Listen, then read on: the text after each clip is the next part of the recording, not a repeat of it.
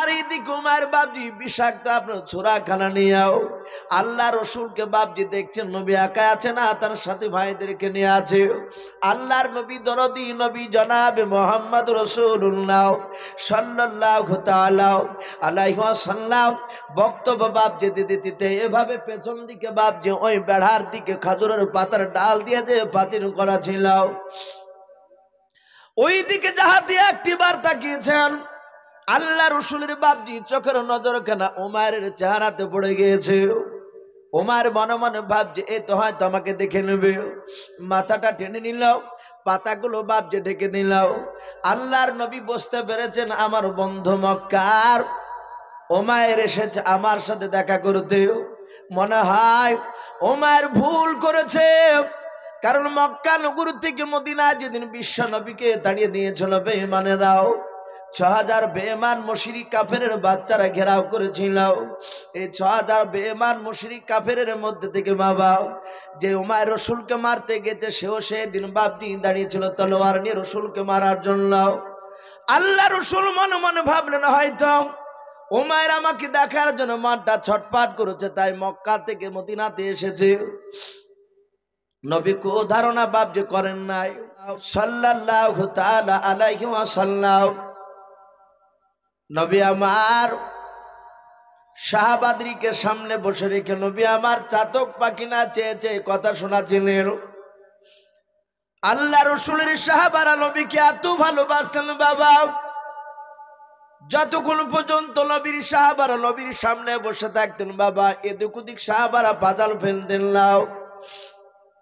হাদিস শরীফে পাওয়া যায় আল্লাহর নবীজি বলেন আমি ওমরকে দেখেছি আমার উপরে ঈমান আনার পর থেকে নিয়েও কয়েক মাস ওমর যখন আমার দরবারে বসে বসে কথাগুলো শুনত, আল্লাহর নবী বলেন আমি ওমরের দিকে তাকাতাম আর অন্য সাথী ভাইদের দিকে আমি তাকাতাম। আমার বিশ্ব নবীর বাপজি সাহাবা ওমর আল্লাহর নবীজির দিকে বাপজি ফেল ফেল করে আপনারা চেয়ে নবীর সাহাবার চোখ দিয়ে ঠোপে ঠোপে পানি পড়তো। আল্লাহর নবী মাঝে মাঝে বলতেন ওরে আমার ওমর সাহাবা তুমি অমন করে কেন আমার দিকে তাকাও বলাও, ওরে সাহাবা ওমর তুমি আমার দিকে চেয়ে চেয়ে কেন কান্না করো বলাও। ওমর সাহাবা হাত ওখানা জোর করে কাঁদতেন আর বলতেন নবী গাও এই চোখ দিয়ে আমি আপনাকে প্রথমে চিনতে পেরেছিলাম না, বলুন সুবহানাল্লাহ। ও নবীজি আমি এই চোখ দিয়ে আপনাকে দেখে আমি তলোয়ার নিয়ে তেড়ে এসেছিলাম আপনাকে জবাই করার জন্য নবী গাও, আপনি এত বড় দামি নবী, আমি ঈমান আনার পর থেকে রসুল যতক্ষণ আপনার দরবারে থাকি শুধু আমি আপনার চেহারার দিকে চেয়ে থাকি। আল্লাহর নবীজির সাহাবারা সকলেই বাপজি নবীর চেহারার দিকে বাপজি চেয়ে চেয়ে দেখতেন। আমার নবী ও সাহাবাদের বাপজি চেহারার দিকে চেয়ে চেয়ে চেহারাগুলো দেখতেন। নবী আমার বিশ্ব নবীজি বাপজি বক্তব্য রাখছেন। মক্কার আবু জেহেলের লোক মুহাম্মদ সাল্লাল্লাহু আলাইহি ওয়াসাল্লামকে মারতে এসেছে, ও যেন জানতে না পারে। বলো কে পারবা বলো। মক্কার কাফেরের মধ্যে থেকে বাপজি একটা কাফের, তার নাম কেতাবে এসেছে উমাইর। আমরা নাম শুনেছি উমার ফারুক রাদিয়াল্লাহু তাআলা আনহু, শুনে নাই? এই উমার ফারুক ইনি নয়, এই উমাইর উনি আর একজন বেঈমান, সে তখন রসুলকে মানেনি। উমাইর ডাক দিয়ে বলল ভাই আবু জেহেল আমি পারবো। বলে কেন? বলে আমাদের দেশে খেলা হলে যেমন খুশি তেমনি সাজ, যেমন আমাদের এলাকায় দেখা যায়, আমি সুন্দর করে অভিনয় করতে পারি। আবু জেহেল বলে তাহলে তুমি যাবা মোহাম্মদকে মারতে পারবা? বলে হ্যাঁ পারবো। আল্লাহ রসুল সাল্লাল্লাহু আলাইহি ওয়াসাল্লামকে মারার জন্য উমাইর রেডি হয়ে গেল। আবু জেহেলকে বলল আমাকে একটা বিষাক্ত একটা ছোরা দেন, যেই ছোরাতে বিষ লাগানো আছে। মুহাম্মদ সাল্লাল্লাহু আলাইহি ওয়াসাল্লামকে গোটা ছোরা ভরতে না পারলো, এটা একটু হাফ ইঞ্চি যদি ছোরা তার পেটে যদি একটু ভুকিয়ে দেওয়া যায়, কেটে যদি দিতে পারে চামড়া, ওই বিষ ভুকে গিয়ে বিষের জর্জরিতে যেন মুহাম্মদ সাল্লাল্লাহু আলাইহি ওয়াসাল্লাম মারা যায়, ওই রকম বিষাক্ত আমাকে ছোরা দাও।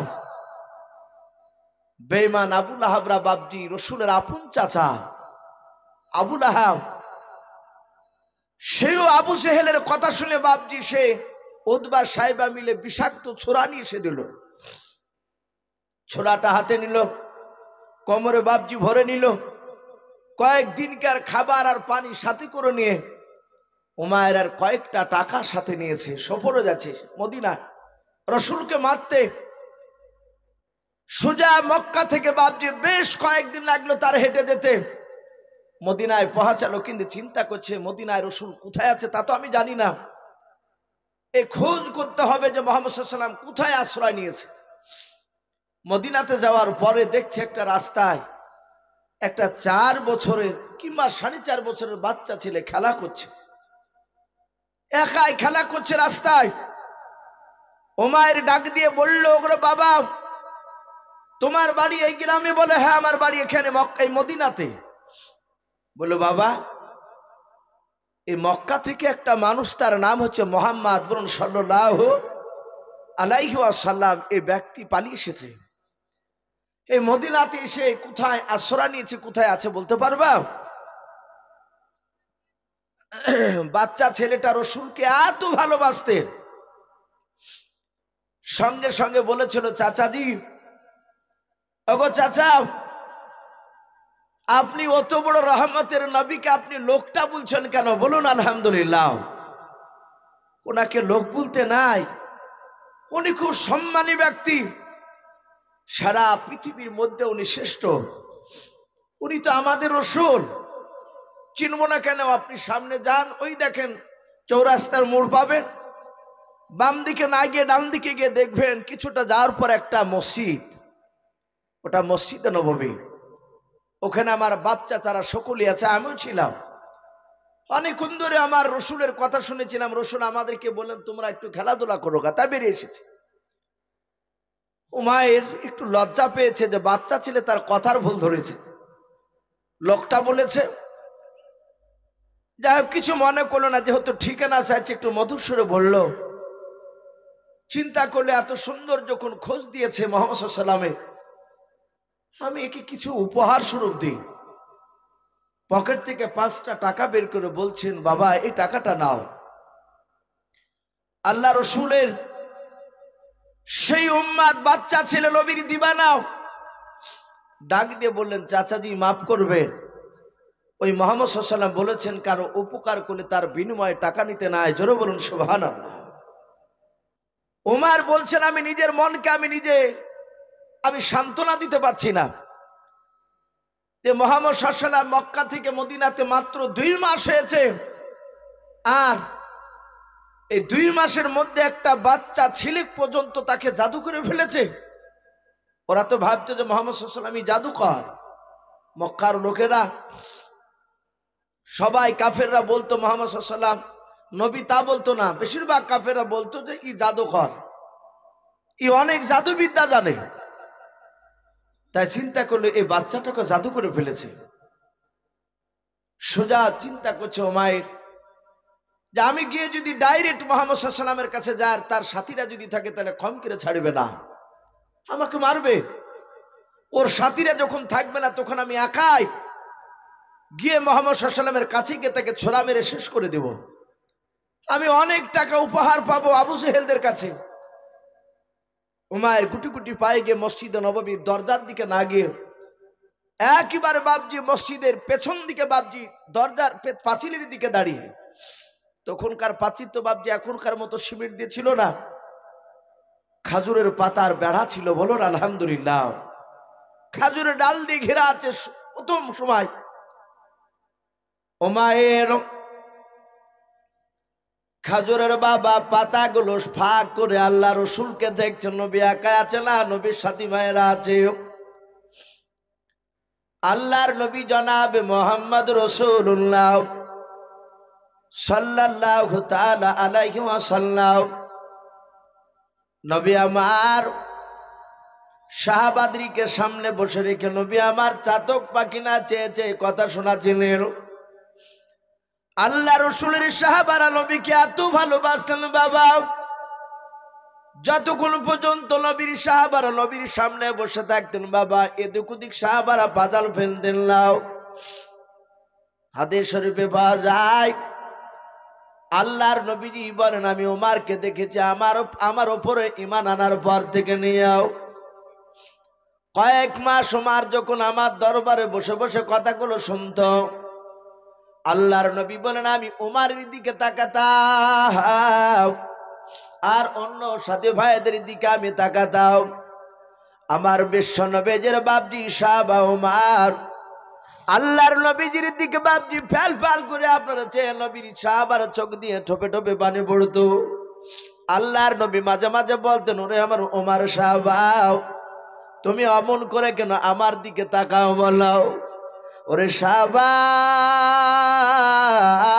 ওমর, তুমি আমার দিকে চেয়ে চেয়ে কেন কান্না করো বলাও? ওমর সাহাবা হাত ওখানা জোর করে কাঁদতেন আর বলতেন, নবী গাও, এই চোখ দিয়ে আমি আপনাকে প্রথমে চিনতে পেরেছিলাম না, বলুন সুবহানাল্লাহ। ও নবীজি, আমি এই চোখ দিয়ে আপনাকে দেখে আমি তলোয়ার নিয়ে তেড়ে এসেছিলাম আপনাকে জবাই করার জন্য। নবী গাও, আপনি এত বড় দামি নবী, আমি ঈমান আনার পর থেকে রাসূল যতক্ষণ আপনার দরবার থাকি শুধু আমি আপনার চেহারার দিকে চেয়ে থাকি। আল্লাহর নবীজির সাহাবারা সকলেই ভাবছে নবীর চেহারার দিকে ভাবছে চেয়ে চেয়ে দেখতেন। আমার নবী ও সাহাবাদের ভাবছে চেহারার দিকে চেয়ে চেয়ে চেহারাগুলো দেখতেন। নবী আমার বিশ্ব নবীজি বাবজি বক্তব্য রাখছেন আর এইদিকে উমার বাবজি বিষাক্ত আপনার ছোড়াখানা নিয়েও আল্লাহ রসুলকে বাবজি দেখছেন। নবী একা আছে না, তার সাথে ভাইদেরকে নিয়ে আছে। আল্লাহর নবী দরদি নবী জনাবে মুহাম্মদ রাসূলুল্লাহ সাল্লাল্লাহু তাআলা আলাইহি ওয়াসাল্লাম বক্তব্য বাবজি দিতে দিতে এভাবে পেছন দিকে বাবজি ওই বেড়ার দিকে খাজুরের পাতার ডাল দিয়ে যে পাচির করা ছিল ওই দিকে যাহা দিয়ে একটিবার তাকিয়েছেন, আল্লাহ রসুলের বাবজি চোখের নজর কেনা ওমরের চেহারাতে পড়ে গিয়েছে। ওমর মনে মনে ভাবছে এ তো হয়তো আমাকে দেখে নেবে। মাথাটা টেনে নিল, পাতাগুলো বাবজে ঢেকে দিল। আল্লাহর নবী বুঝতে পেরেছেন আমার বন্ধু মক্কার ওমর এসেছে আমার সাথে দেখা করতে। মনে হয় ওমর ভুল করেছে, কারণ মক্কা নগর থেকে মদিনা যেদিন বিশ্ব নবীকে তাড়িয়ে দিয়েছিল বেঈমানেরাও, ৬,০০০ বেঈমান মুশরিক কাফেরের বাচ্চারা ঘেরাও করেছিল। এই ৬,০০০ বেঈমান মুশরিক কাফেরের মধ্যে থেকে বাবা যে ওমর রসুলকে মারতে গেছে সেও সেদিন বাপটি দাঁড়িয়েছিল তলোয়ার নিয়ে রসুলকে মারার জন্য। আল্লাহ রসুল মনে মনে ভাবলেন হয়তো ওমর আমাকে দেখার জন্য মাঠটা ছটপাট করেছে, তাই মক্কা থেকে মদিনাতে এসেছে। নবী কো ধারণা বাপ যে করেন নাই, মনে মনে ভেবেছেন আমার সাথী ভাইদেরকে দেখে হয়তো আসতে পারে নাই। আল্লাহর নবীজি ইশারা করে বলেন, গো সাহাবারা তোমরা যাও, যা আপন আপন বাড়ি চলে যাও। সাহাবারা বাড়ি চলে গেলেন। আল্লাহর নবীজি পেছন দিকে আবার মুখটা ঘুরে ডাক দিয়ে বলছেন, ওরে বন্ধু ওমর শোনাও, তুমি মসজিদে নববীর পেছনে দাঁড়িয়ে থেকো না, সামনের দিক দিয়ে প্রবেশ করাও।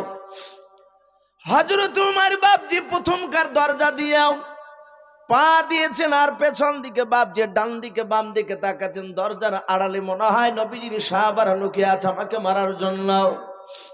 আল্লাহর নবী মিম্বার বসাও, ডাক দিয়ে বলেন, ওরে ওমর ভাই চিন্তা করো নাও, আমি রসুল বলে মসজিদে একজন সাহাবাও কেউ নাই, সকলে বাড়ি চলে গিয়েছে। আল্লাহর নবী জনাবে মুহাম্মদ রাসূলুল্লাহ সাল্লাল্লাহু তাআলা আলাইহি ওয়াসাল্লাম বিশ্ব নবীজি বাপজি আপনার ওই জায়গায় দাঁড়িয়ে ডাক দিলেন। ওমর কাছাকাছি চলে গিয়েছে নবীকে মারার জন্য। একেবারে এক হাত বাপজি দূরে আছেন, কোমরে বাপজি বিষাক্ত ছোরাখানা হাত দিয়ে ধরে বের করতে যাবেন, রসুলকে মারবে। আর ওই সময় বিশ্ব নবী আমার ডাক দিয়ে কাদার বলেন, ওরে ওমর ভাই তাড়াতাড়ি বলো রে ভাই, তোমার মা কেমন আছে বলো। ওরে ওমর ভাই তোমার আব্বা জানি কেমন আছে বলো। আমার ২ মাস হয়ে গেল আমি মক্কা থেকে চলে এসেছি, পাড়ার অমুক চাচি অমুক চাচা কেমন আছে বলো। ওমর বাপ যে ছোড়াটা বার করতে গেল বার করলো নাও, নিজের বাপ মার কথা জিজ্ঞাসা করেছে। ওমরের দিনটা বাপজি পাথর ছিল, সাথে হাতে বাপজি মমের মতো নরম হয়ে গেল। হযরত ওমর বাপজি চোখ দিয়ে পানি গড়ে যায়। মনে মনে চিন্তা করছে না, হারে এত সুন্দর নবী আর পৃথিবীতে কোথাও পাওয়া যাবে না। কারণ কত কষ্ট দিয়েছে তাকে মক্কা নগরে। এর উচিত ছিল ওর সাথী ভাইদেরকে লিলিয়ে দিয়ে আমাকে মারা, কিন্তু না, তা করে নাই। তার সাথী ভাইদেরকে তাড়িয়ে দিয়েছে।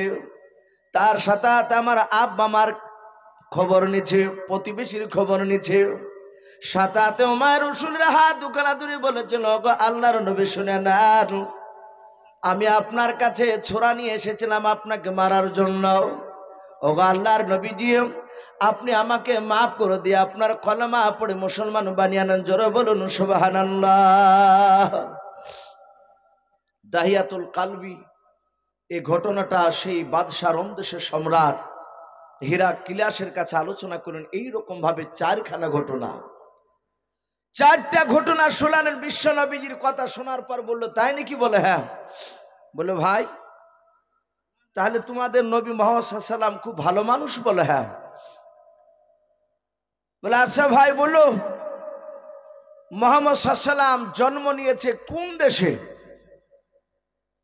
রমদেশের সম্রাট জিজ্ঞাসা করেছে। আর রাসূলুল্লাহর সাহাবা দাহিয়াতুল কালবি বললেন, উনি জন্ম নিয়েছে মক্কা নগরে। বলে এই দাহিয়াতুল কালবি, এই তুমি কোথা থেকে এসেছো এখানে?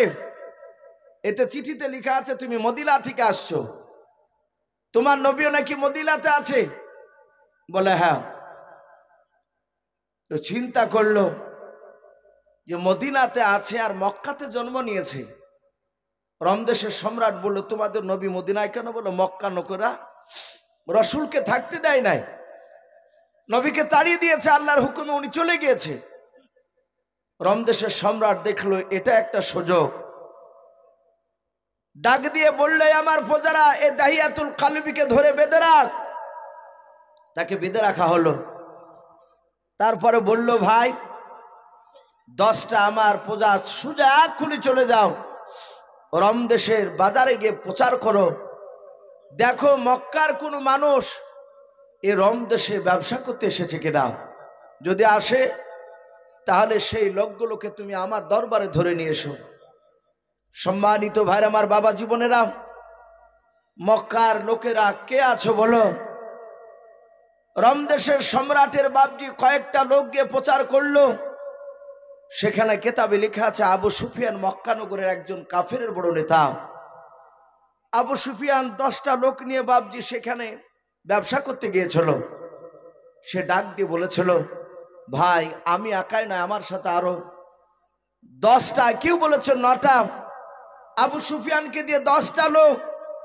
বলে আমরা মক্কা থেকে এসেছি রমদেশে ব্যবসা করতে, ব্যাপারটা কি বলো তো? বলে এক্ষুনি চলো, আমাদের দেশের বাদশাহ তোমাদের সাথে কি যেন কথা আলোচনা করবে। আবু সুফিয়ান চলে আসলো তার দলবলকে নিয়ে। যখনই রমদেশের সম্রাট বাদশাহ দরবারে পৌঁছালো, তাকে দেখছে দাহিয়াতুল কালবির হাত পা বাঁধা, তিনি দাঁড়িয়ে আছে। আবু সুফিয়ান চিনতে পেরেছে। আবু সুফিয়ান চিন্তা করছে, বেটা তুই এত দূর এসেছিস? আবু সুফিয়ানকে দেখে মক্কার নয় রমদেশের সম্রাট বলল, ভাই তোমার বাড়ি কোথায়? বলে আমার বাড়ি মক্কা নগরে। বলে আর যে সাথীরা আছে ওরা, ওদের বাড়ি? বলে ওদেরও বাড়ি মক্কায়।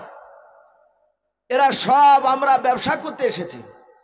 বলল, ভাই এই লোকটাকে চিনো? বলে চিনি। বলে এই লোকটার নাম কি? বলে দাহিয়াতুল কালবি। বলে আবু সুফিয়ান এই লোকটার নেতাকে চিনো, এর নবীকে? বলে সব চিনি। ওর নেতা কোথায় জন্ম নিয়েছে, কোথায় মানুষ হয়েছে, এগুলো সব আমি বলতে পারবো। হিরাক্লিয়াস সম্রাট চিন্তা করলো, খেলা এবারই তো জমবে।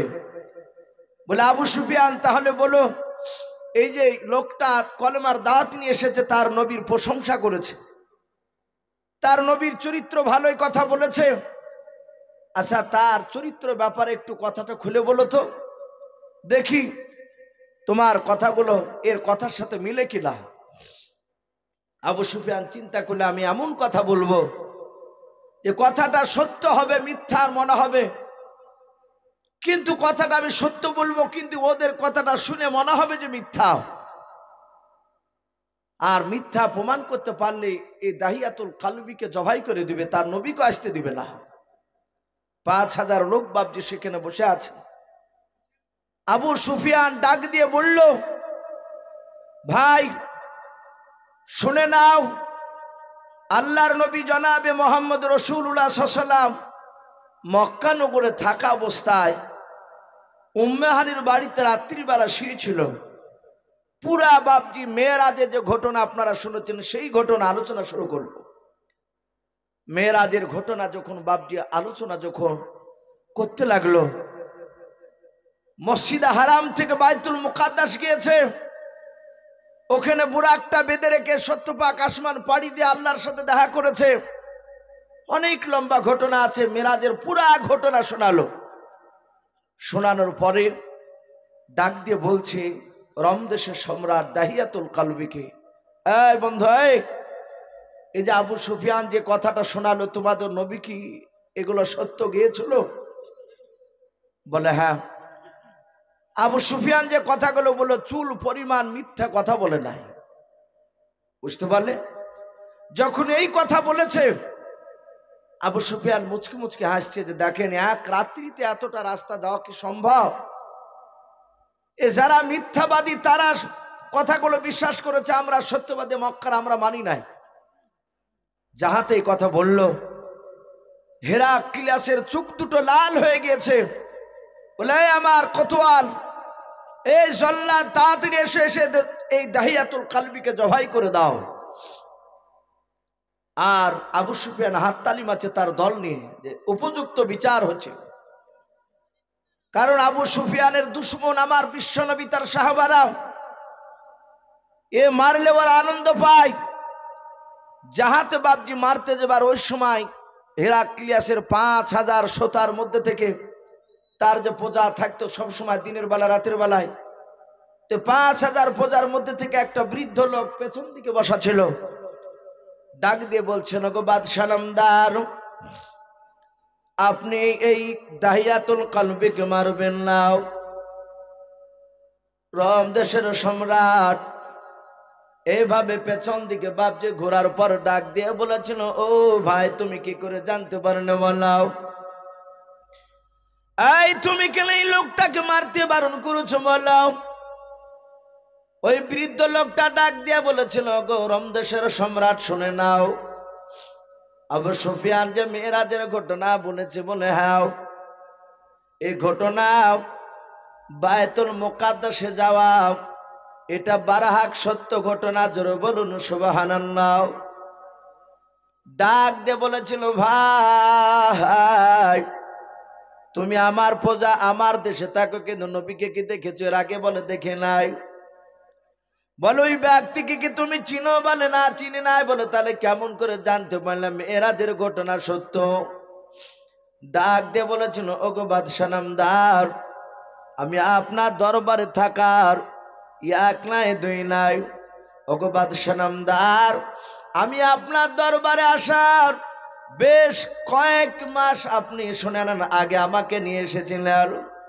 আজ থেকে নিয়ে কয়েক মাস আগে আপনার দরবারে আসার পূর্বে আমি ওই বায়তুল মুকাদ্দাসের আমি খাদিম ছিলাম। বলুন সুবহানাল্লাহ।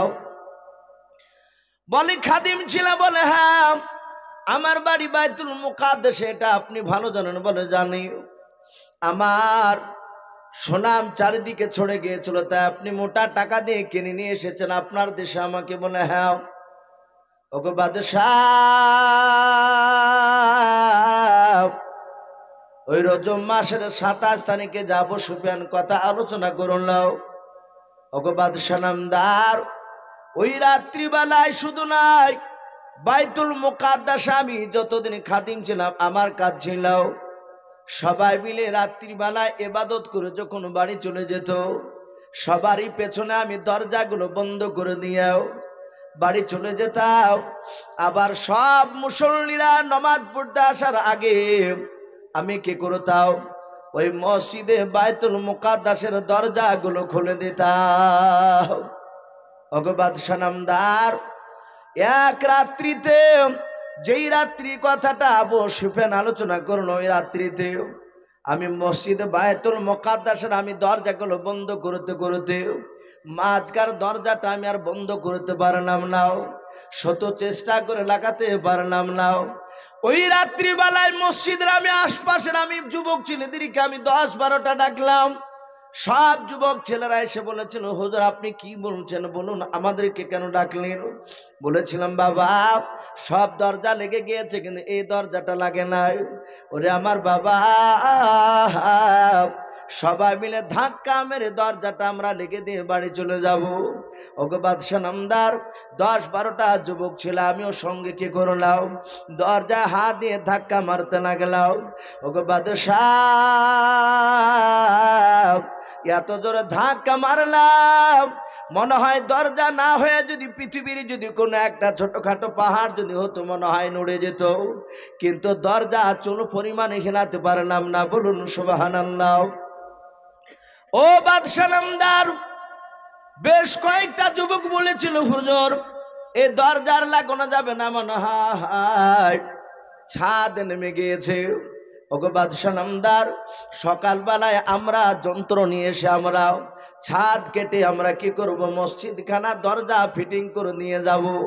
রাত্রিবেলায় বাড়ি চলুন, আর লাগানো যাবে না। ওগো আমার বাদশা, সবাই মিলে চলে গেলাম বাড়ি। আমার বিবির কাছে গিয়ে ঘটনাটা শোনালাম। আমার বিবি ছিল দিনদার নিয়ে আল্লাহ বলেছিল। আমার বিবি কথা শোনার পর ডাক দিয়ে বলেছিল, ওগো আমার প্রাণের স্বামী, আমার মনে হয় সারা পৃথিবীর মধ্যে সবচেয়ে যিনি মহাপুরুষ, যিনি আল্লাহওয়ালা মানুষ, আমার মনে হয় তিনি আজকে হয়তো আমাদের মসজিদে নামাজ পড়তে আসবেন। জোরে বলুন সুবহানাল্লাহ। ও বাদশা নামদার, আমার বিবির কথা আমি অত গুরুত্ব দিলাম না। সকালবেলায় যখন আমি আসলাম দেখলাম যেইভাবে দরজা খোলা ছিল ওইভাবে দরজাটা খোলা আছে, কিন্তু বাদশা দেখলাম ওই দরজার গোড়েতে একটা পাথর পড়েছিল, যে পাথরটা রাত্রিবেলায় ছিল না ওই দরজার গোড়েতে, কিন্তু সকালে দেখলাম পাথর পড়ে আছে। পাথরটা দেখলাম ছিদ্র করা, ফুটো করা। আমি দরজার নিচু দিকে আমি তাকিয়ে দেখলাম দরজার কাছে মনে হচ্ছিল কোনো একটা জানোয়ার ওই পাথরে বাঁধা ছিল, আর ওই জানোয়ারটা ওখানে ঘোরাফেরা করেছে, তার পায়ের ছাপ দেখতে পেয়েছিলাম। কিন্তু গো বাদশা, কিসের ছাপ সেটা আমি চিনতে পারিনি। যে মানুষটা বাপজি জীবনে বাঘ দেখেনি, ও বইয়ে ছাপানো বাঘ দেখেনি, তাহলে তার পায়ের পাহাটি বাপজি পায়ের যে খোপা, এগুলো দেখে আপনার কিছুই আপনার বুঝতে পারবে না যে এটা কিসের ছাপ হতে পারে। বোরাক তো বাপজি একমাত্র রাসূলুল্লাহ আর জিবরিল ছাড়া কেউ দেখে না দুনিয়া। তাই উনি আবু সুফিয়ান যে বাপজি কথাটা বলেছিল যে বোরাক ওখানে নিচে বাধা হয়েছিল, বলেন বাদশা নামদার আবু সুফিয়ানের কথা শুনে আর সেই দিনকার রাত্রির আমি যা দেখেছিলাম তা মিলে যাচ্ছে। আমার ধারণা মেরাজের ঘটনা বারাহাক সত্য। জোরে বলুন সুবহানাল্লাহ। সম্মানিত ভাই আমার বাবা জীবনেরা, আবু সুফিয়ান মিথ্যা প্রমাণ করতে গিয়ে সত্যে পরিণত হয়ে গেল কথাটা। রমদেশের সম্রাট তার দল নিয়ে দাহিয়াতুল কলবির কাছে কলমা পড়ে মুসলমান হয়েছিল। বলুন সুবহানাল্লাহ। ভাই যাই হোক, সকলে জানেন যে মাদ্রাসাটা বাপজি মহিলা মাদ্রাসা। এই মাদ্রাসা বাপজি বিল্ডিং শুরু হয়েছে। আমার বন্ধু রহমাতুল্লাহ মৌলানা সাহেব উনি দেখালেন বহু টাকার প্রয়োজন। আপনারা দান যথেষ্ট বাপজি দিয়েছেন। আমি অনুরোধ করব, যদি শেষের বেলায় ভাই, যার শেষ ভালো তার সব ভালো আমরা অনেক সময় বলে থাকি, তাই বলবো শেষের বেলায় যদি কোনো আল্লাহর বান্দা বান্দি যদি থাকেন, 200, 100, 500 যদি কেউ থাকেন ভাই, ইনশাল্লাহ হয়তো 2-3 মিনিটের মধ্যে একটু নামটা হয়তো ভাই ঘোষণা করে আখিরি দেওয়া হবে ইনশাল্লাহ। যেহেতু রাত্রি দেখেন প্রায় পাক্কা 1:30 বাজে বাজতে চললো, কেউ হবে না ভাই? 200, 100, 500 যদি কারো কাছে থাকে আমরা লজ্জা করব না। 50 টাকা থাকলেও বাবজি সে একটু শরিক হয়, হয়তো অনেকে দিয়েছেন। আবার অনুরোধ করব ভাই, থাকলে একটু কিছু দানের হাত বাড়িয়ে দিলে হয়তো 2-4টে যদি সিমেন্টের বস্তা কেনার মতো যদি টাকা শেষের বেলা হয়, ওটা বাবজি কাজে লেগে যাবে। ওগো মা বোন অনেকে আছেন, আমি মা বোনদেরকে বলবো আপনারাও কমসে কম একটা সিমেন্টের বস্তা যাক মাশাআল্লাহ। এ দেখেন একজন ভাই উনি একবার দিয়েছেন, আবার দিলেন 100 টাকা। আল্লাহ তার দানকে কবুল করুন, বলুন আল্লাহুম্মা আমিন। আব্দুর রহিম উনিও আপনার কালীনগর থেকে এসে উনি 300 টাকা দিলেন। আল্লাহ তার দানকে কবুল করুন, বলুন আল্লাহুম্মা আমিন। ভাই আসে মাশাআল্লাহ। জালসারি কমিটি নাকি যা এ গ্রামের, যাকে গ্রামের ছোট কমিটি, তার মানে বড় কমিটিও আছে ছোট আছে, এরকম থাকা দরকার আছে, না হলে উন্নতি হবে না। পাল্লা পাল্লি দিয়ে বাপজি কাজ করবে কমিটিতে, তবেই কাজ হবে। এই ছোট কমিটি এই গ্রামে, তাদের তরফ থেকে 5000 টাকার দাতা, বলুন মারহাবা। আল্লাহ তাদের 5000 টাকার দানকে কবুল করে নিয়ে ওগো মাওলা, তোমার বিশ্ব নবী যেমন হিলফুল ফজুল যে দল সংগঠন করেছিল, আয় আল্লাহ তুমি এই ছোট কমিটির তাদেরও দলটাও তুমি আল্লাহওয়ালা দল হিসাবে তুমি কবুল করে নাও, বলুন আল্লাহুম্মা আমিন। আল্লাহ সেই যুবকদেরকে বেঁচে থাকা পর্যন্ত দিনের কাজ করার তৌফিক দান করো, বলুন আল্লাহুম্মা আমিন। ভাই আসি, আর কি হবে না ভাই, দোয়া হবে ইনশাআল্লাহ। যেহেতু লোক হয়তো মা বোনের এক সাইডে আছেন, আপনারা সামনে আছে, রাত্রি হয়ে গেছে ভাই, অনেক সময় দেখা যায় ফজর ও নামাজ অনেকে উঠতে পারে না। যেমন আমার একজন বেলামিতে 2000 টাকার দাতা, বলুন মারহাবা, নারে তাকবীর। এ বেনামিতে দেখো বান্দা কোথায় যে ছিলাম, শেষের বেলা এসে দেখো 2000 টাকা দিলাম। অগবারি দোয়া করি অগ পাক বানিয়ে মিজানেতে নেকির পাল্লা করে দিও ভারী, বলো নারে তাকবীর। ভাই একটু আসু ভাই, আর কি হবে না ভাই। অগ মা বোন, বাপজি ভাইদের কাছ থেকে বেশ পেয়েছি, আপনাদের কাছ থেকে একটা মা বোনেরও আমি নাম পাইনি। 2-4টা যদি মা বোন 100-250 কিংবা 1 বস্তা সিমেন্ট যদি নাম লিখাতেন, আলহামদুলিল্লাহ এই মাদ্রাসার অনেক কাজে লেগে যেত। তা আসি ভাই, আমরা আর কয়েক মিনিট বসি, দিয়ে ইনশাল্লাহ আখিরি দেওয়া হবে। মা বোন একটু তাড়াতাড়ি নামটা বলে একটু পাঠান, অনেক মা বোন আছে। মাশাআল্লাহ, বলো নারে তাকবীর। রব্বান শেখ বাগডাঙ্গা থেকে উনিও বলছেন আমি 5000 টাকার দাতা, বলুন মারহাবা। আল্লাহ তার 5000 টাকার দানকে কবুল করে নিয়ে আল্লাহ তুমি তার রুজি রোজগার বরকত দাও। আরো যে তোমার বেনামিতে বান্দা টাকা দান করেছে 200, 300, 100, আল্লাহ তুমি তাদেরও দানকে কবুল করে নিয়ে তাদের রুজি রোজগার বরকত দাও। তাদের আত্মীয় স্বজনের খবর আযাবকে তুমি মাফ করে দাও। ওগো মাওলা, তোমার বিশ্বনবী বলেছে যত রাত্রি হয় তত তোমার রহমতের দরজা খুলে যায়, আর রাত্রি শেষের দিকে তুমি নাকি মাওলা একেবারে প্রথম আসমান থেকে তুমি দেখতে পাও। তুমি তাকে থেকে দেখো। ওগো বান্দা দেখো, তোমার বান্দারা আরামের বিছানাকে ত্যাগ করে তোমার রসুলের মাদ্রাসায় জালসা হচ্ছে, সে জালসা তারা মহব্বতে শুনছে। মহল্লা এখানে যারা আছে বাপজি ভাই মা বোনেরা, ওগো মহল্লা তুমি তাদের সকলকে ইমানদার হিসাবে তুমি কবুল করে নাও, বলুন আল্লাহুম্মা আমিন। আল্লাহ যারা এখানে আছে আল্লাহ তুমি তাদেরকে 5 ওয়াক্ত নামাজ পড়ার তুমি তৌফিক করে দাও, বলুন আল্লাহুম্মা আমিন। আচ্ছা ভাই, আর কি হবে না ভাই। মাশাআল্লাহ, দিলবার হোসেন বাগডাঙ্গা থেকে, আবার উনিও বলছেন আমি 5000 টাকার দাতা, বলুন মারহাবা। আল্লাহ তুমি তারও 5000 টাকার দানকে তুমি কবুল করে নাও, তার আত্মীয় স্বজনের কবরে আযাবকে তুমি মাফ করে দাও। আল্লাহ তুমি তার রুজি রোজগারে বরকত দাও, বলুন আল্লাহুম্মা আমিন। ভাই দোয়া হবে, ওগুলো মা বোনদের কাছ থেকে আলো নাকি রহমতুল্লাহ ভাই? আসি ভাই, বেশ মা বোনদের কাছ থেকে কিছু এসেছে ভাই, হরকতে বরকত হয়। একটু আসি ইনশাল্লাহ, এতে অনেক টাকা হয়ে যাবে। এ দেখেন আর একজন ভাই আমার, উনি নগদ 200 টাকা দান করেছেন। আল্লাহ তুমি তো চিনো, তুমি তো জানো, আল্লাহ তুমি তার 200 টাকা দানকে কবুল করে নিয়ে তারও আত্মীয় স্বজনের কবর আযাবকে তুমি মাফ করে দাও। আসি ভাই, দেরি না করে একটু তাড়াতাড়ি আসি ইনশাআল্লাহ। আমরা দোয়া নিয়ে আপন আপন বাড়ি যাব, আর প্রতিটা বাপজি ভাই মা বোনদেরকে বলবো আমরা সকলেই ফজর থেকে নামাজ পড়বো, বলুন ইনশাআল্লাহ। যারা পড়ি নাই তারা পড়বো, আর যারা পড়ি তারা তো পড়বই। আসি ভাই, কমিটি মাশাআল্লাহ মুফতি রুহুল আমিন সাহেবের ভাই কামাল হাফেজ, উনি বলছেন 2000 টাকার দাতা, বলুন মারহাবা। আল্লাহ তার 2000 টাকার দানকে কবুল করে নে মাওলা। তুমি তাকে হাফেজ হিসাবে তো কবুল করে নাও, তার আত্মীয় স্বজন কবর আযাবকে মাফ করে দাও, তাদের রুজি রাজগার বরকত দাও, বলুন আল্লাহুম্মা আমিন। ভাই ইনশাআল্লাহ দোয়া হবে। মা বোনদের কাছ থেকে কত হলো, ওটা গোনা হলো? একটু বলেন, তখন বলবে যে নামটা বললো না।